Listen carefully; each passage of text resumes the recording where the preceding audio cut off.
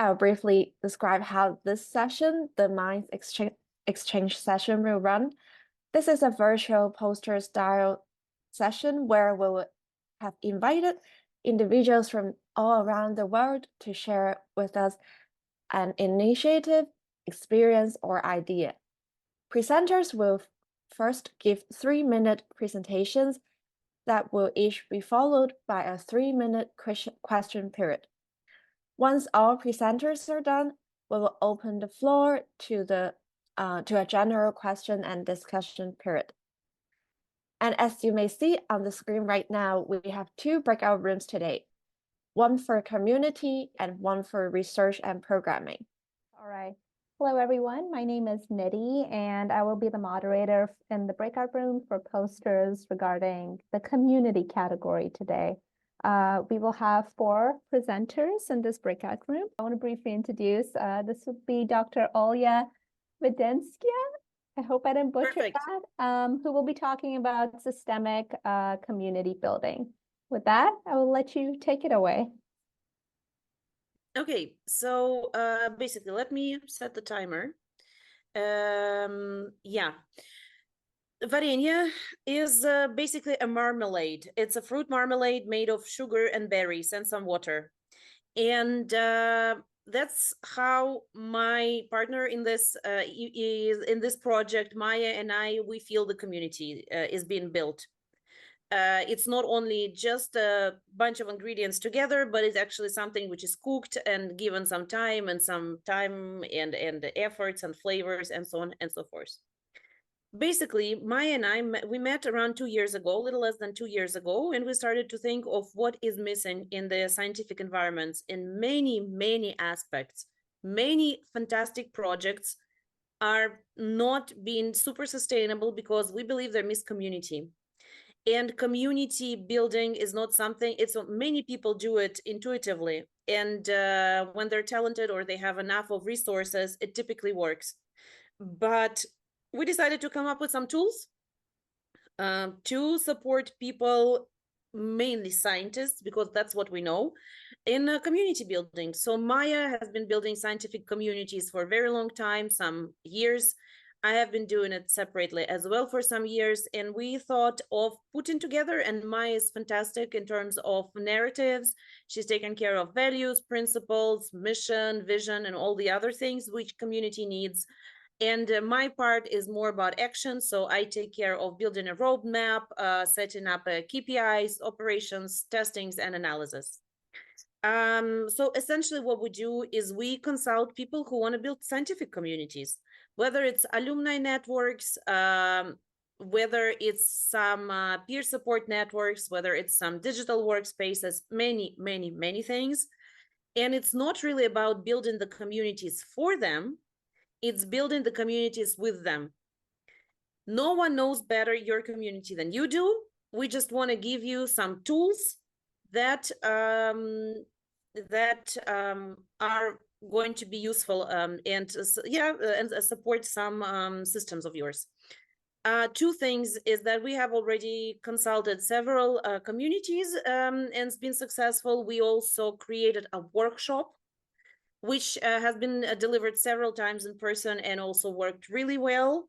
And we are going to publish a book chapter about it in the end of the year, based on the workshop we created. And so we'll be very happy to collaborate with all of you in case if you believe that systematic and systemic community building is going to be helpful for your projects or for projects of your friends and colleagues.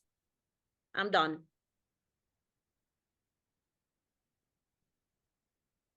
Great. Does anyone have any questions?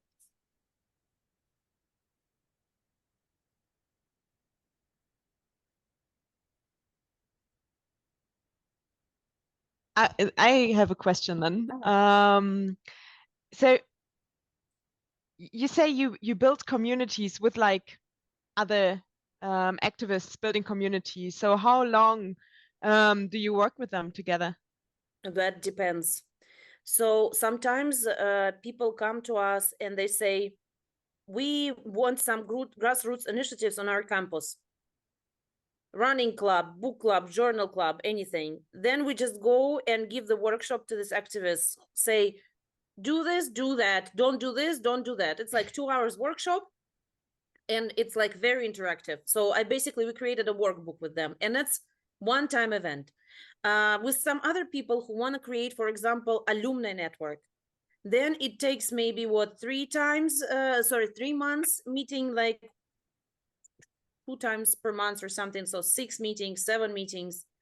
For example, another case, in one of the projects which I lead, I'm constantly monitoring the community, and I'm a member of community. And then, of course, I may have more impact into changing things. So we typically adjust to the resources that we're provided.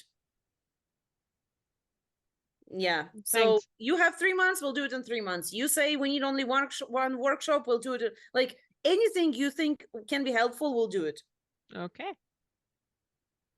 Yeah, Leonie, I see that you have a hand raised. Yeah, I've got a question regarding the communities. Does that also apply for mentoring programs? Oh, If you yes, want absolutely. that kind of community. Okay. Yes. Actually, so in this SciSteps mentoring program that we run, they initially invited me to be a mentor. And I said, I don't want to be a mentor, but how about I build you a community? We built a community, and community was rated one of the most useful things in this mentoring program because it gives you an access to other people. So when you're typically, all the mentoring programs are about one-on-one interaction. And so if you don't have a match, or even if you have a match and it's super helpful, but still it doesn't provide you resources to other people. And so these communities are extremely helpful for mentoring programs. Okay, thanks a lot. I may come back to that. You know my email, so I'm here. Okay. Anyone else?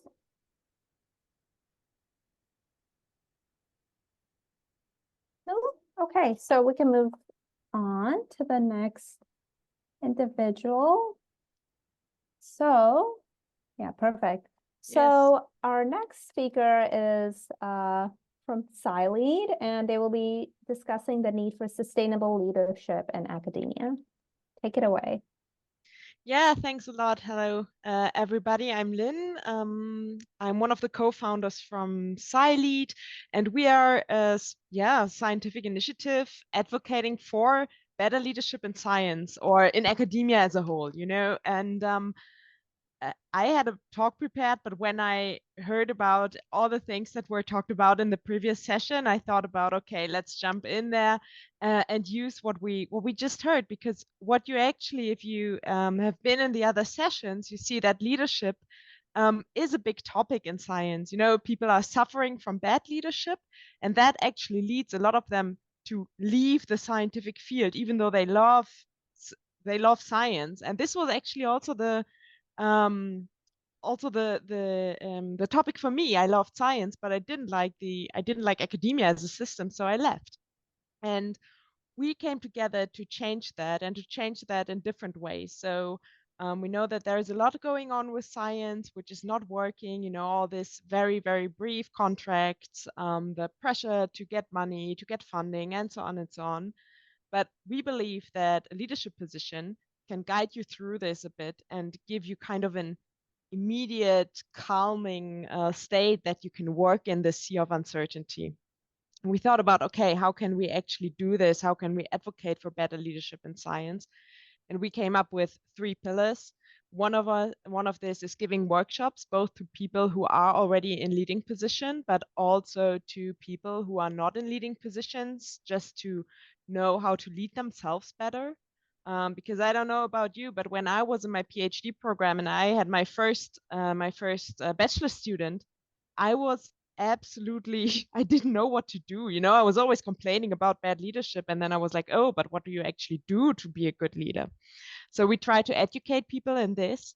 We also do community building and empowerment so that people can talk to each other. And one of our other main pillars, or the third main pillar that we have, is that we do meta research. So we actually look for research that is done, or do the research ourselves, regarding leadership in science. And the thing that you see in the middle below and on the right side below is from a paper that we published in 2021 about leadership in science, which actually confirmed that the situation is dire and we need to do something. And at the moment, we are working on a workshop series that goes into how you learn to be a better leader, because you can read all the leadership books in the world and still not be a good leader. And this is because learning has different levels. And we try to explore that with people who come to our workshops. Yes, that's it. Amazing. Any questions?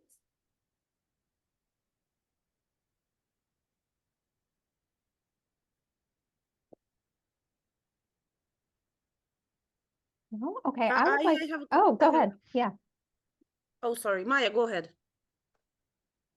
Hi, fantastic initiative. Congratulations. I'm just curious, are you, because we also face something similar in terms of like territorially, where are you based? With whom do you work? Because there can be some cultural differences. Sorry if you mentioned it, I was distracted by a small No, baby. no. I did not mention. We are based in at the moment in Germany and the US. We will probably based during this year also in Mexico because one of our members is moving. So time difference is a problem for us, I have to say. And we are working mainly with European and US institutions, but we also we had a collaboration with an organization from Africa, for example. We are in dialogue there, but we mainly focus on Europe and the US because there we have the most knowledge about that. In terms of whom we're working with, we are working both with universities, institutes if they like. There the response is not that great, but and other science initiatives, for example.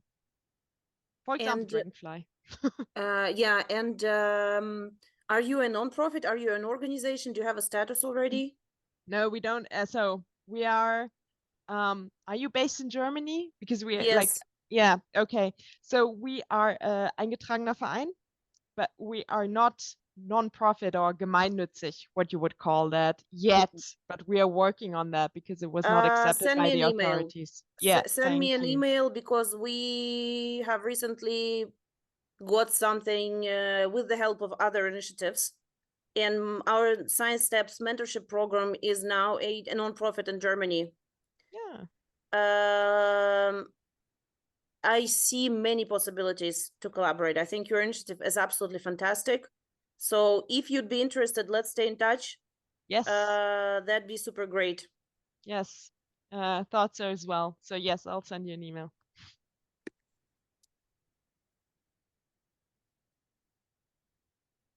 Okay. All right, so we can move on to our third presenter, who is, well, there's two of them, I guess.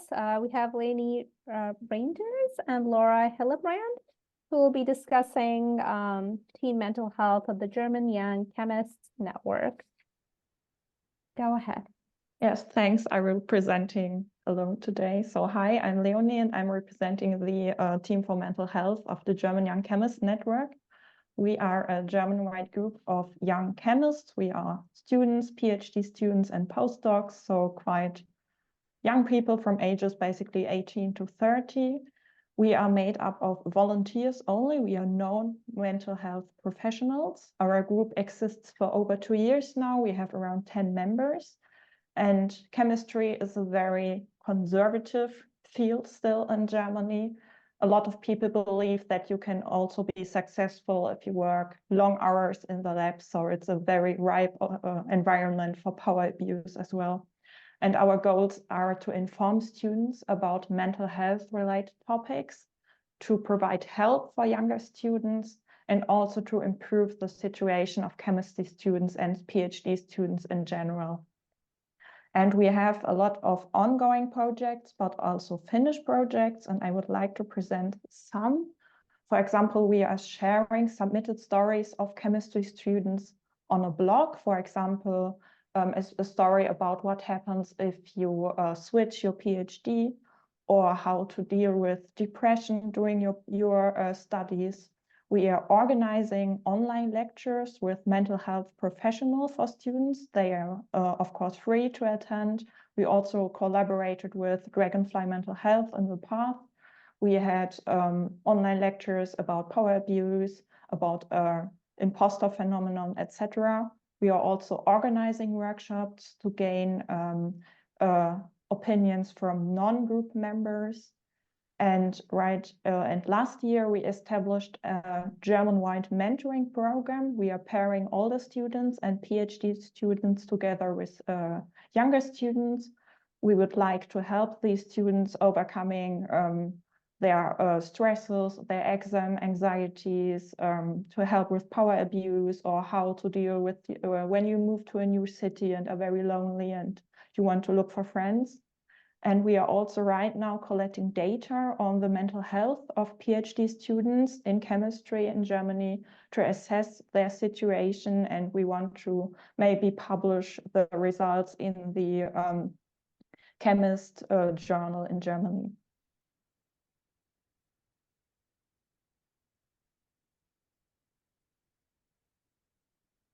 Lovely. Thank you so much for sharing. Does anyone have any questions for Leonie? I do. Oh, Fantastic initiative. Amazing. So much needed. How did you come up with this idea? Like, what was your motivation? That's Laura is sadly not here right now, because I think she was one of the founding members, but I think a lot of our group members as well struggled with mental health related topics in the past, or are struggling with it right now. And in a lot of working groups, this is not a topic you can discuss very openly. So a lot of us wanted to find these exchange groups online, and this is how this group was built. Nice. So we are from all over Germany. We don't meet in person, we meet online. Okay, thank you. I see Shelley O'Connor. Yeah, hi. This is to all of you, I suppose, really, because coming from a scientist perspective, mine is more education and social science, but I've just written down here really, because when I've been looking at the data around mental health of PhD students, what I've come across a lot of times in the data is that actually students from STEM field, compared to like arts and humanities, when you look at sort of levels of depression and anxiety or any severe mental illnesses, they're actually the data is saying, which I assume it's not the case because you guys are doing what you're doing, but the data is stating that actually more of the PGRs are happier in STEM than they are in the other, fields. But interestingly, especially the UK, actually more men commit suicide than females do. And obviously, if you think about STEM, there's quite a few, there's more males, isn't there, than there are females. So I just find it, I haven't got a question as such, but I just find it really interesting how the data I'm looking at, which is international data, is saying something very different to what you guys and your initiatives are about. So yeah, I just find it really interesting. And whether, I don't suppose whether or not you had any, maybe you had any sort of data of your own in relation to that, because is that the case? Are PGR students in STEM happier than they are in, in social sciences, arts, humanities and such? I just wonder if, yeah. I can't give you a very clear answer to that, because none of us are professionals and we are only chemists in our group, but maybe we can have a look at the data you mentioned, yes. Of course, we have a very limited view and limited range of our program. Okay. I see Maya.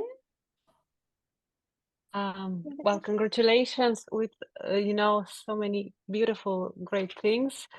It's a lot of activity. I wanted to comment, as a hypothesis that in humanities and social science, at least what I see, often like PhDs, you do it in your free time and it's unpaid. while in STEM, usually you get a fellowship, basically it's your part of the job. I don't know if it might be a factor helping. I mean, anyway, I wanted to ask Leonie, right? The name. Yes.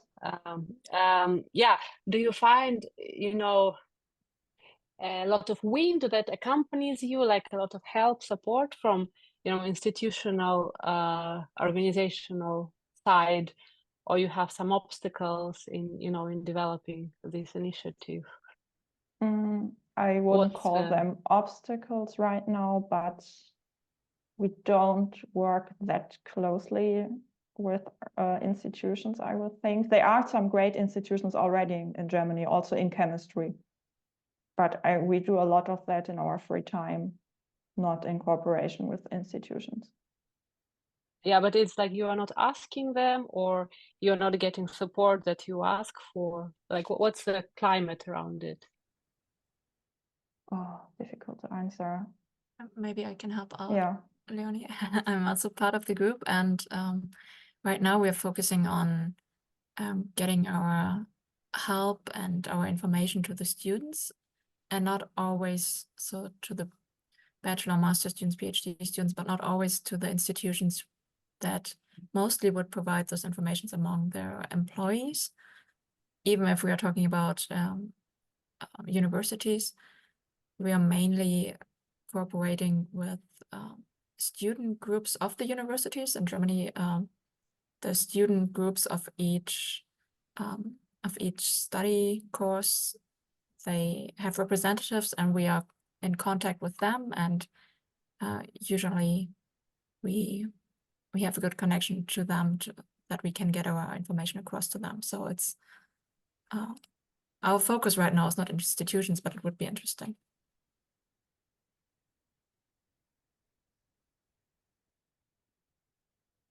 Great. Did you also have, okay, no, the question, okay. All right, perfect. And now for our last presenter, we will be moving over to Shelley O'Connor and Charlotte Cosgrove to give a talk about creative writing for well-being. Take it away.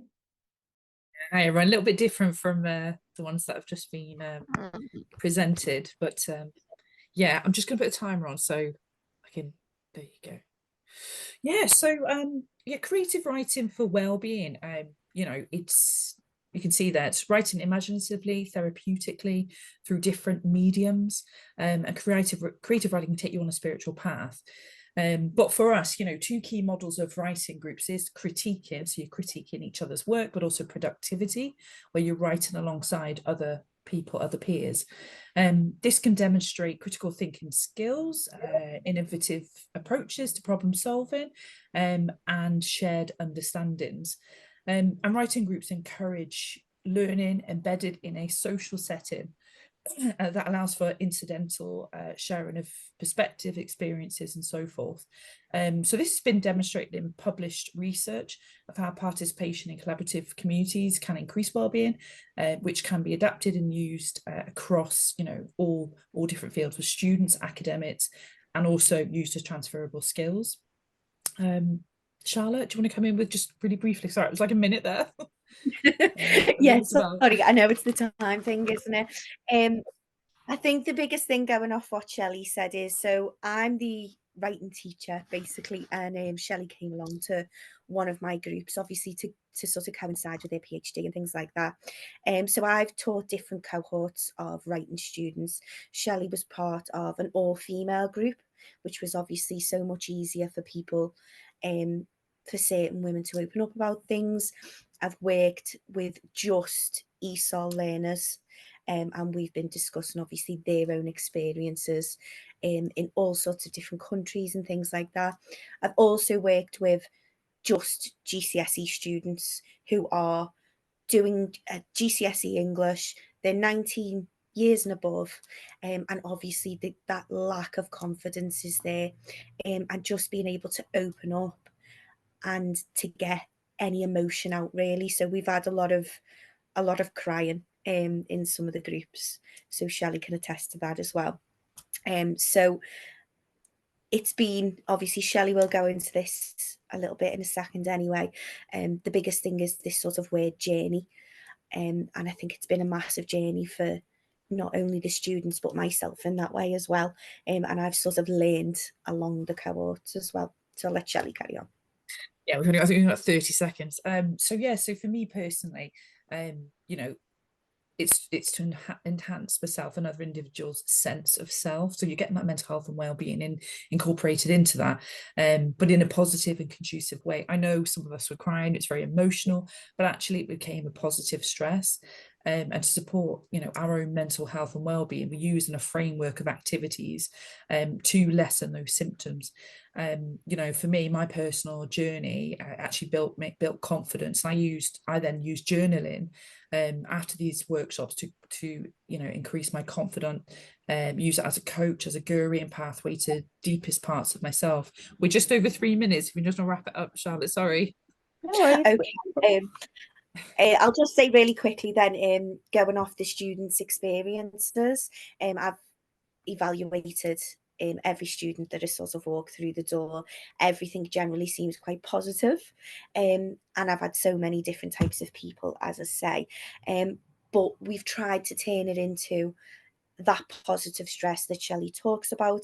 And so this year I'm creating an anthology that will hopefully be published in June, and a writing presentation evening as well on the 15th of June. So speakers who will be speaking, who are not the last people that you could think of who would ever be confident in that way, are going to get up and read their work. So we're also going to be doing workshops around that. Yeah, Hey, yeah, sorry about that, just over. Lovely, no worries. We're actually running pretty on schedule, so we have a bit of wiggle room. That was fantastic. Does anyone have any questions for Shelley or Charlotte? I have yeah. Oh, sorry, Maya, go on. No, go you first. Okay. It's actually a very small question, but like, how do people get to know about you? Like, how do you reach people? Is this through graduate programs? Is this through mouth to mouth? Like, how do you, yeah. So Charlotte, do you want to, if you just give a, in relation to this particular course, and then I can give a bit more. Yeah. Okay, I will do. So I'm an English lecturer at St Helens College, which is near Liverpool, where I live. And this writing sort of group came up that my manager said that, you know, would this be something I'm interested in? Because that's what my background is, and I'm a poet.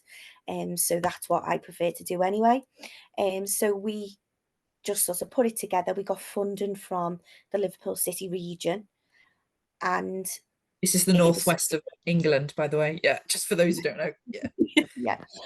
And it was just marketed. People like Shelley and all her group, they sort of just came along after seeing it in different ways throughout the region.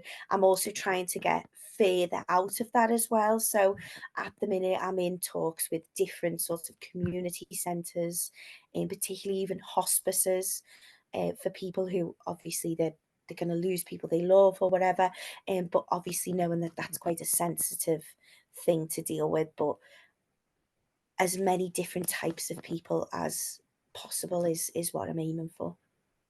Yeah, so if I didn't really have time to tell you some of my perspective and experience, but I saw it on the internet being advertised as a created writing for women well-being.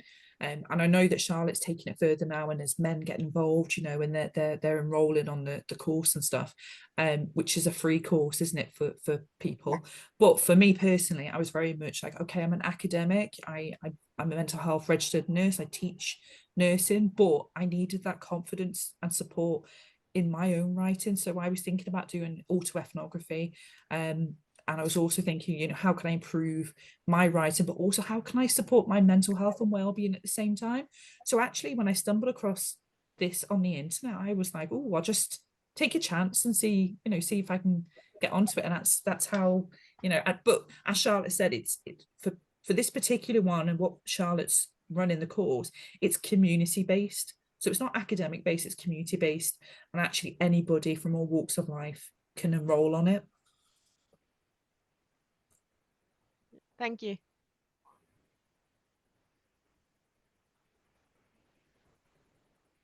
I suppose if no one else wants to ask a question, I think I personally feel that the reason we brought this today for you guys to present to you is I feel that actually this can be used across a community, for PhD students, for academics. I think this can be used right across. I know that some universities actually do have creative writing workshops that are normally or can be embedded through sort of counseling, psychology, stuff like that.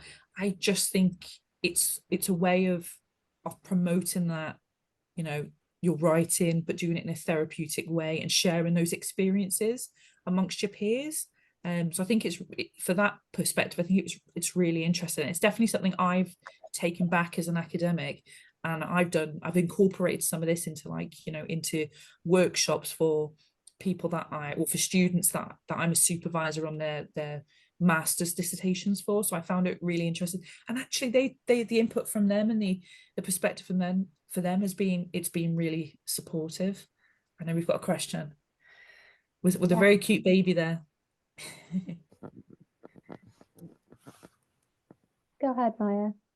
Oh, I just wanted to express, it was really unexpected to see something about writing, because I'm like 10 year into writing and journaling, kind of for therapeutic effects. So I'm just, yes, for me it's totally obvious why it is useful.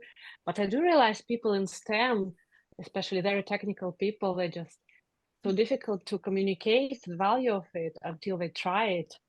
And I don't know if any words can describe the experience. So I don't know, in your experience, what's working?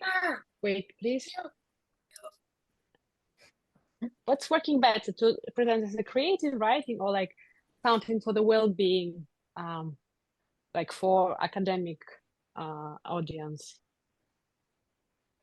Can I just say, I've had a few science students in the classes this year, and obviously it's that more technical mind that you go with that. If you're being really simplistic about it, you have this certain side of your brain and this other side of your brain, and that's how we tend to see some things, really.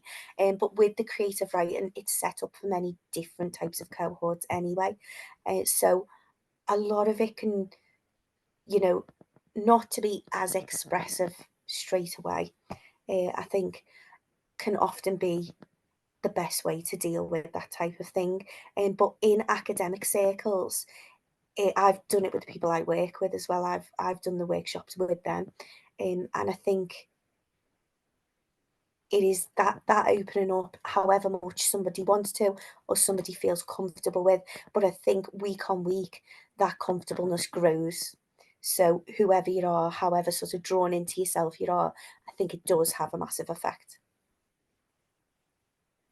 I think just to add to that from more of a university level academic side, you definitely get more expressive students, wanting to partake in stuff like this, rather than your lab-based students or anyone who's wouldn't normally see this as something that would be in line with them.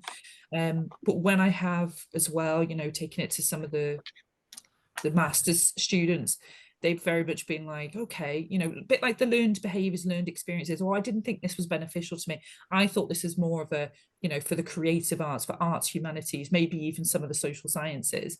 I didn't really think of it, but actually they've incorporated it, not all, but some of them incorporated into, spiritual journaling. So that's something they do, first thing in the morning before they set off to work, before they even have breakfast, get showers and stuff. They actually, with some sort of positive affirmations, what they want to get from that day. So I think we still probably need to, open up to the eyes of more of the science community. Definitely, it's very much more embedded, in academic, creative side of stuff. But chipping away is a good thing. I think it's one of those where just get the awareness around, and I think potentially if you guys as well in the science community try using it, might be a good thing. You might be a couple of people out of 100, but at least those couple of people may adopt that, and it may be very beneficial for their well-being.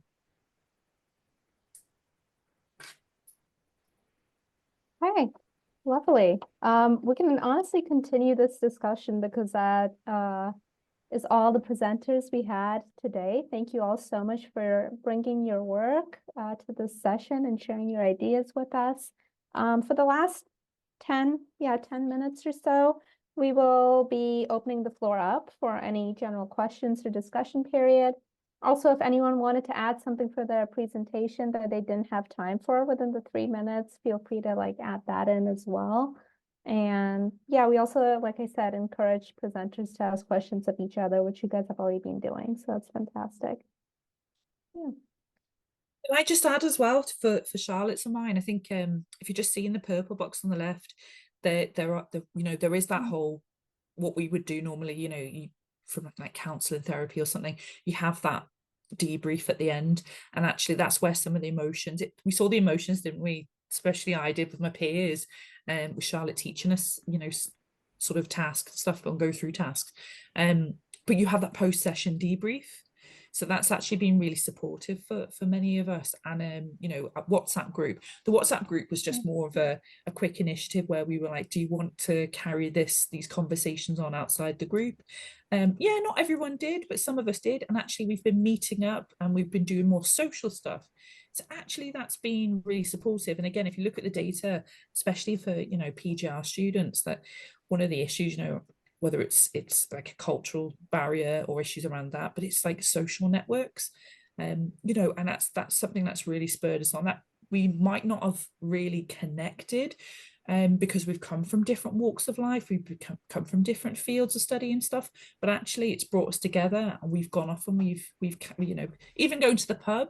It has. I've missed out on those created sessions. that great network of people, hasn't it? And I Yeah. think as the cohorts have gone along as well, and I've had people in who, at first you don't know what level you're going to sort of meet them on, and you realise quite quickly that there's always a level, and that has been one of the best things, I think, is that we all meet at a certain point and all these people are starting to connect and everything now, and I find that quite inspirational for myself, to be honest, looking at how the students have interacted with each other and how different groups are interacting now with each other too.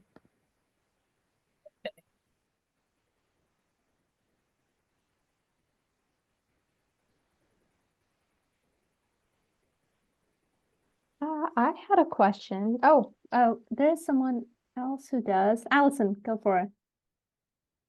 Thanks, Nidhi. I had a question, I guess probably mostly for the German Young Chemist Network, but maybe anyone could pitch in too, just to hear kind of experiences around how you were able to start the group and kind of bring different people together, and then also how you spread the word. I think we've been trying to market and things, but I think we have a lot to learn about that as well. So I'm curious if you'd have anything to share about those two pieces. Alex, would you like to answer or should I try? Yeah, I can try to answer. So we have more than just one German-wide team that is responsible not only for mental health, but we have groups for science and education. We have a group for sustainability and one for equal opportunities. And so it was just easy to build on those infrastructures, another team for mental health.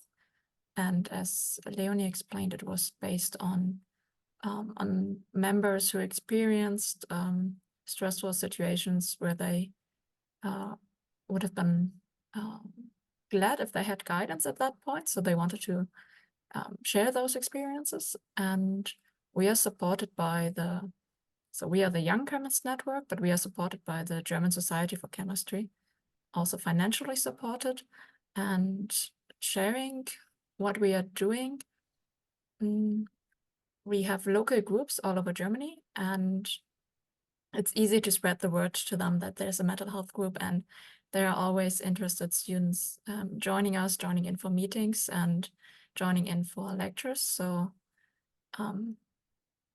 connecting with the students is quite easy at this point, but what I'm getting from this discussion here is that maybe we should also try to broaden our community a bit. That's great, thank you.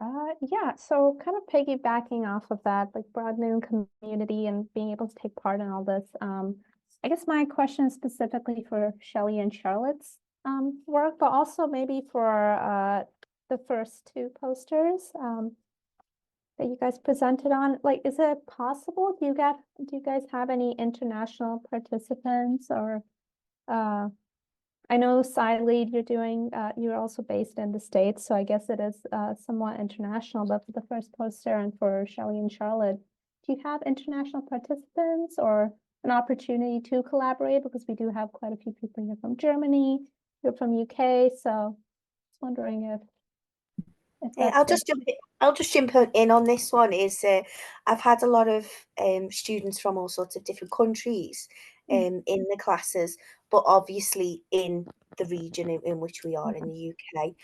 But because of the way the course is funded and things like that, it can be international in that way. So it could literally be for anybody. But if you want, I will pop my email in the chat box as well. And we did mean to do that on the slide, but yeah, if you want, I can put my email in there for you.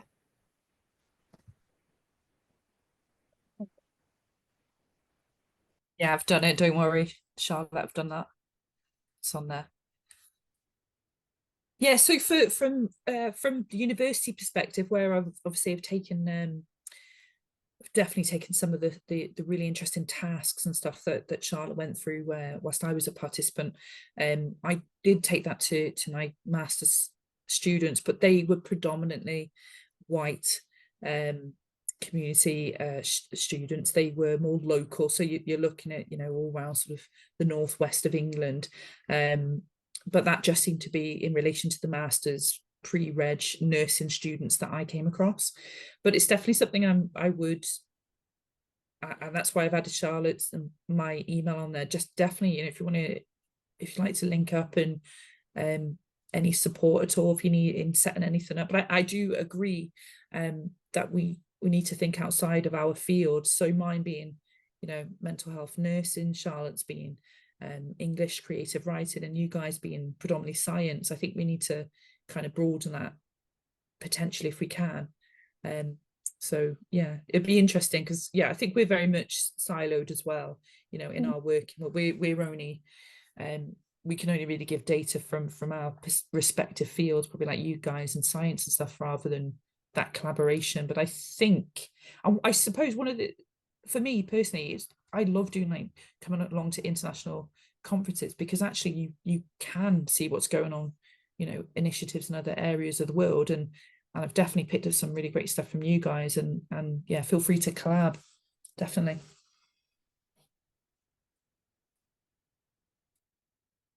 Thank you. And maybe I can chime in here. So yeah, our events are general. So first of all, our events are general in English. We also have a kind of I would say when we founded SciLead, we were all based in Germany. So our community is mostly German. But there are also people from mostly the US, but also a bit from Latin America who come to our events regularly. But the majority is German or European. There are also some from the Netherlands and so. So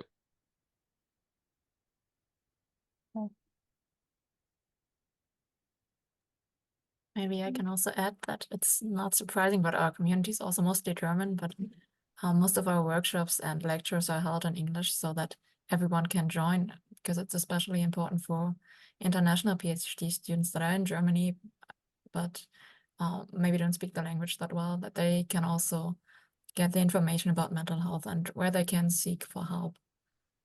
So yeah, we are always open to international members as well. No, thank you.